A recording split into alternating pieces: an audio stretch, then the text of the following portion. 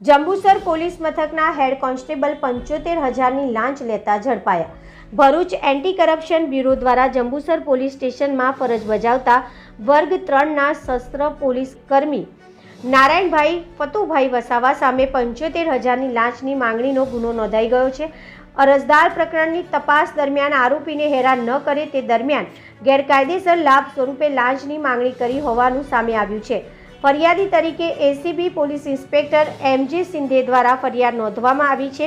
મળતી માહિતી મુજબ જંબુસર પોલીસ સ્ટેશન ખાતે નારણ વસાવાએ સામાવાળાઓના વિરુદ્ધ કાયદેસરની કાર્યવાહી હાથ ધરી અને જે અરજી તપાસના કામે હેરાન ન કરવા માટે પ્રથમ 70,000 અને બીજી વાર પતાવા 5,000 આમ અરજદારશ્રીઓ પાસેથી કુલ 75,000 લાંચની માંગણી સ્વીકારી અને અનુસૂચિત લાભ મેળવવાના હેતુસર લાંચના રૂપિયાની માંગણી કરવામાં આવી।